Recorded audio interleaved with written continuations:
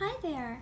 I had a request from one of my viewers to do an update on my air plants, and I actually don't have an extremely large amount of air plants compared to, of course, my orchids, but I have a lot of really good growth and a really good summer for them. So I wanted to just share with you guys their progress and also the care that I give to them. And actually, so let's just first start with this one. This is something that Chris sent to me. Chris from Growing Things, and it's actually pretty big. I have a hard time holding on to it actually. So when he first sent it to me, it was about, I would say, that long, and now it's gotten to be quite large. It has done nothing but grow during the summer. And you can see that, I'm telling you, I have a hard time holding on to this guy. You can see right here where it's a lighter green, that's where it's growing. And then the darker green is over here, near the end. And if you look in here, there's all these new smaller growths that are sticking out. 1, 2, 3, 4, 5, 6, 7, I believe. 6 or 7 growths that are just coming out. And these weren't there before, and they finally, after a whole summer of just bathing in the sun, they finally got all these little guys over here. So I cannot wait for it to be a even bigger plant. I love it. And this one I actually got as in a package of, I believe, 5 from Amazon, and they were about $10 plus shipping. And it came to me very small. It was half the size actually. It was smaller, and it was about that long, and you can see how long it's gotten. What I did was, when it first came to me, there were no roots. And of course you know that with air plants, they actually don't take their nutrients from the roots. So the roots weren't necessary.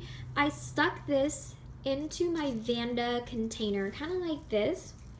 I stuck it in there, and because they were touching other things like the sphagnum moss, they actually grew roots in order to attach itself to that moss. So this one, I pulled it out from my Vanda basket, but it lives very happily with my Vanda, and it grows probably a lot faster than my Vanda, of course. And I have some over here that came with that other air plants. Let me see if I can pull it out. I might not be able to, so I'm gonna show you guys. I just stuck them in with my Vanda, and they're happy there. They actually started putting out new growth, and they started getting longer and bigger.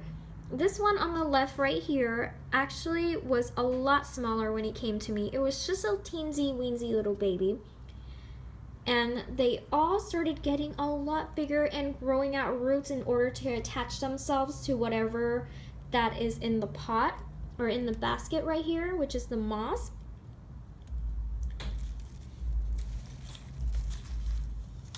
Put that down, and here. So this one I showed you in a video. This is my staghorn fern. I put it into, I repotted it into this bark and sphagnum mix, and then I just put that little, what are they called? A little net right here that wraps the root ball. And of course I attach my, can I pull this out? I attach my air plants to this root ball, and because they were touching the root ball, they actually started putting out their own roots in order to anchor it to it. So that's why I'm not able to pull these guys out. But these guys are getting so big. They are getting to be 2 or 3 times bigger than what they usually what they were when they first came to me.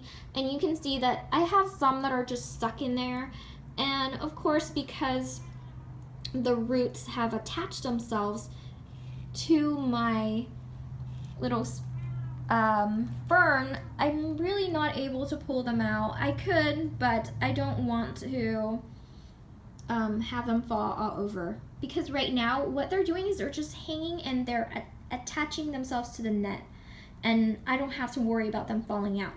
But that is really my update on the air plants that I have. But let's talk about the care that I give to it, because it's actually the exact same care I give to my orchids. I have so many orchids and so many plants that it does get to be too much for me to provide different care to it.